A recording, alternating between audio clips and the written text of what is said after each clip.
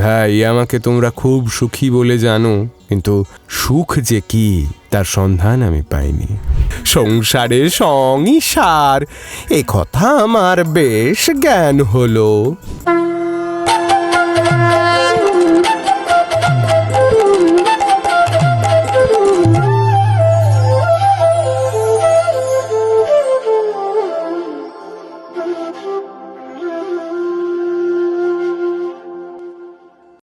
আপনারা শুনছেন গৌড়ীয় দার্শনিক মূলা উপস্থাপনা জীবাতু।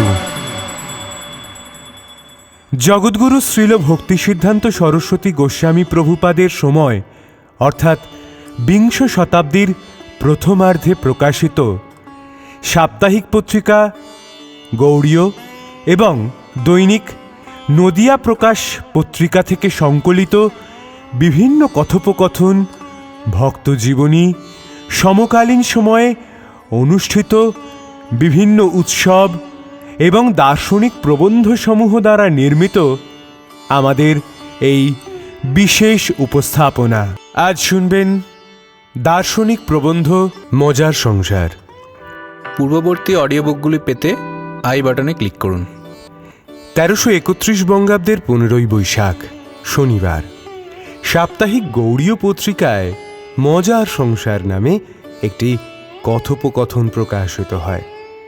কথোপকথন কেন্দ্রে রয়েছে দুই বন্ধু রাম এবং যদু এবং এক ধনবান জমিদার ভোলানাথ বাবুর কথোপকথন।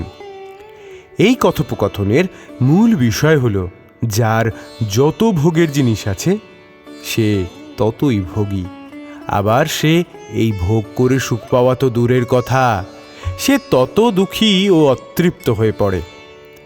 আজকের জীবাতুতে আমরা সেই দুই বন্ধুর সরস কথোপকথন এবং জমিদার ভোলানাথ বাবুর অতুল বিষয় সম্পত্তি থাকা সত্ত্বেও কিভাবে তিনি সংসার সুখ থেকে বঞ্চিত ছিলেন তা শুনব।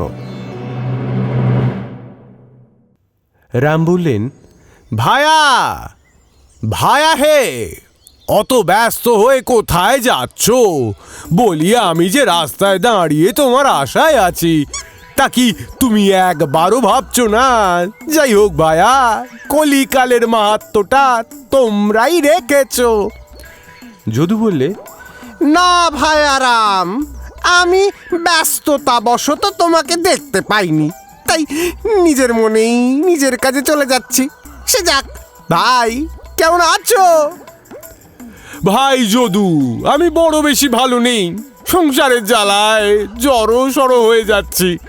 বলি ভায়া, আমাদের মতো লোকের সংসারে দুঃখ বই সুখ নাই, সুখ হচ্ছে রাজা মহারাজা জমিদারদের।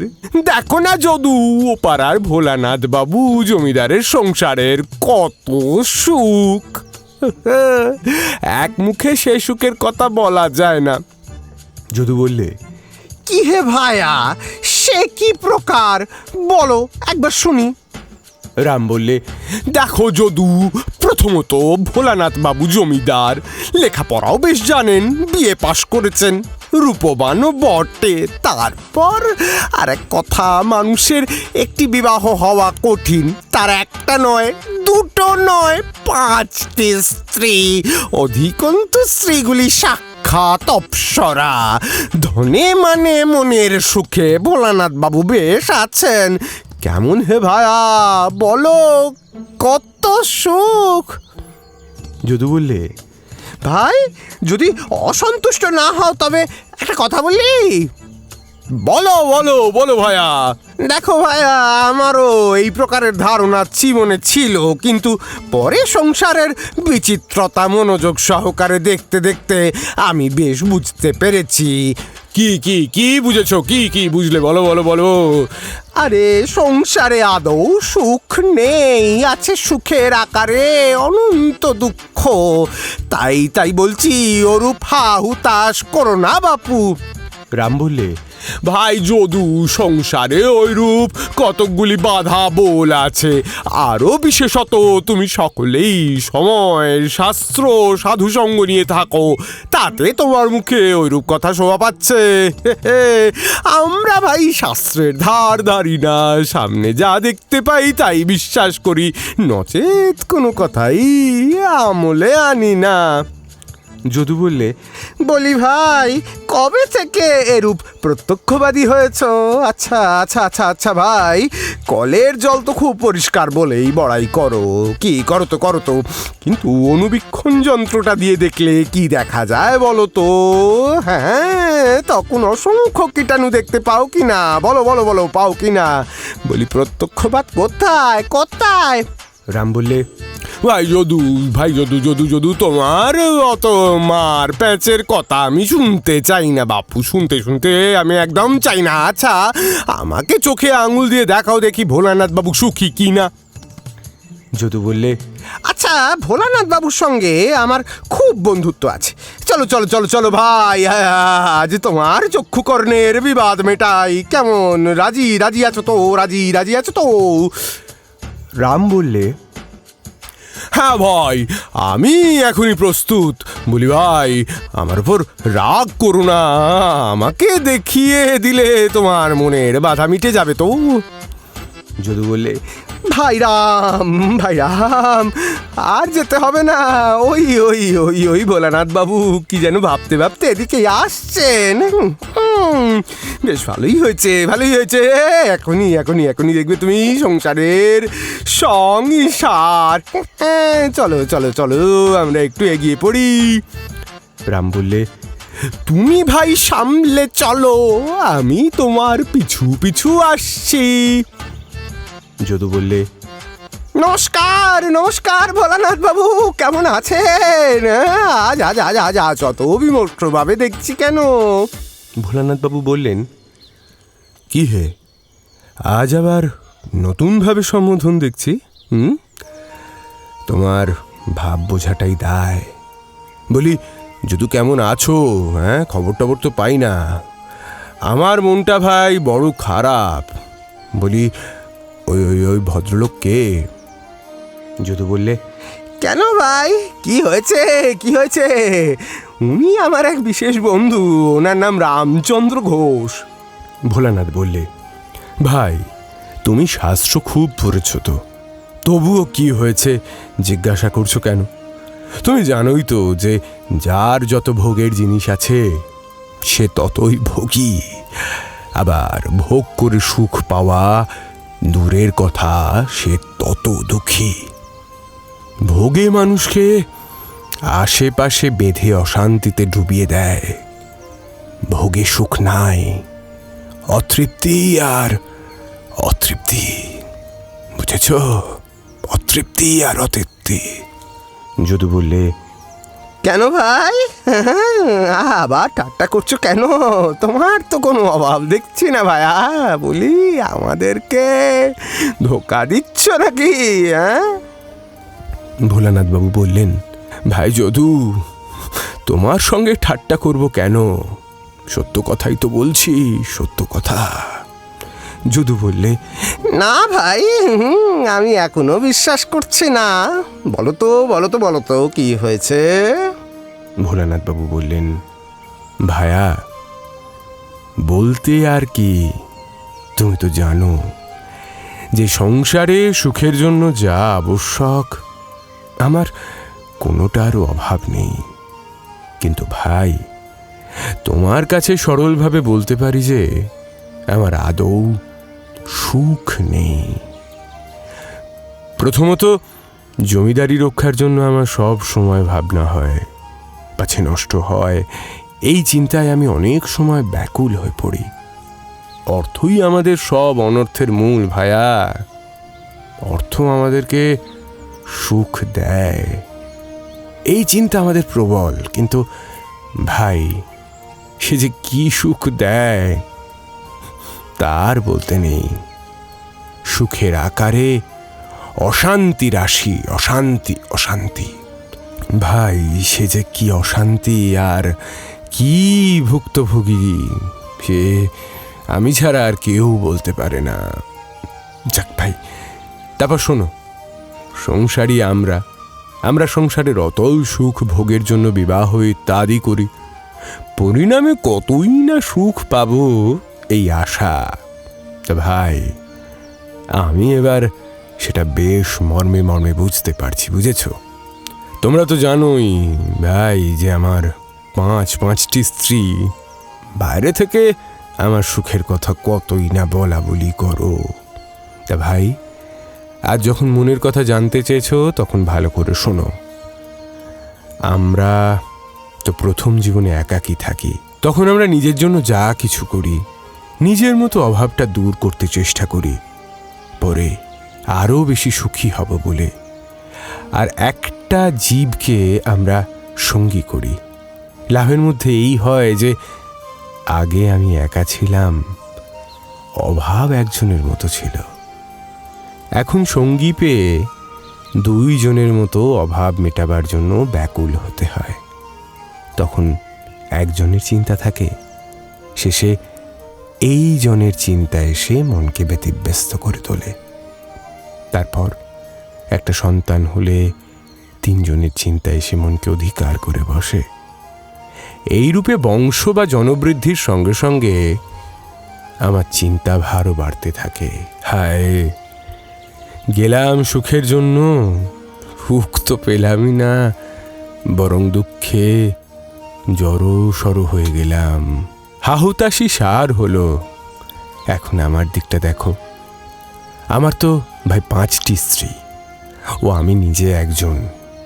এই 6টির চিন্তাই তো আমার প্রধান। তাছাড়া অন্য লোকজনের চিন্তাও আমাকে সর্বদাই ব্যাকুল করছে। দেখো ভাই, আমি একা বেশ ছিলুম, এখন 5টি স্ত্রী এসে আমাকে সর্বদা ব্যতিব্যস্ত করছে। আমার ভাই মুহূর্তের জন্য শান্তি নাই। একটি স্ত্রী সৌন্দর্যের পক্ষপাতী, সে সর্বদাই ভালো ভালো জিনিস দেখবার জন্য কতই না আবদার করে। তা আবার একটা জিনিস পেলেও শান্তি নাই, অমনি আর একটা ভালো জিনিস পাওয়ার প্রার্থনা। দিলে তো রক্ষা, নচেত মুশকিল। তাকে সান্ত্বনা দিতে আমি অপারগ হয়ে পড়েছি। আর একজন ভালো শব্দ শুনতে ভালোবাসেন, তাকে ভালো ভালো বাদ্যযন্ত্রের বাজনা, পাখির রব, গায়কের গান না শোনালে চোটে লাল হন। হয়তো আমার সঙ্গে বাক্যালাপই বন্ধ করে 3 দিন উপবাসী থাকলেন। তাকে খুশি করার জন্য আমাকে ব্যস্ত হতে হয়। অপরটি সুগন্ধের পক্ষপাতী, যেখানে যত প্রকার সুগন্ধ জিনিসের সন্ধান পান তাকে সেগুলি এনে দিতে হবে, নচেত তো বুঝতেই পারছো। চতুর্থটি ভালো ভালো খাবার খেতে ব্যস্ত। একটা জিনিস ভিন্ন ভিন্ন প্রকারে তৈয়ারি করে কিরূপ আস্বাদ পাওয়া যায়, ভিন্ন ভিন্ন বস্তুরই বা কিরূপ স্বাদ, এই নিয়ে তিনি ব্যস্ত। তা আবার বাছাবাছি নেই, মেধ্য অমেধ্য নেই, কেবল দেহি দেহি বল। সর্বদা তিনি খাবার নিয়ে আছেন। আর শেষের জনের কথা সে আর কি বলবো, তিনি নিজের দেহ সুখে ব্যস্ত। কিভাবে শয্যায় শুলে, কিরূপ বসনভূষণ পরলে অপরের অঙ্গ স্পর্শেই বা কত সুখ পাওয়া যায়, এইভাবে বিভোর। এইরূপ ভাবে ভাই আমার 5 জনকে ভোগ করা দূরে থাক, 5 জনের চাকুরি করতে হয়। আবার ভাই বিশেষ কথা শোনো হে যদু, সে আর বলার নয়।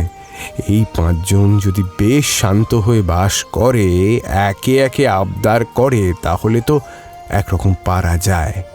তাদের ব্যবহারটাই ভাই বড় অসহ্য হয়ে উঠেছে ইদানিং।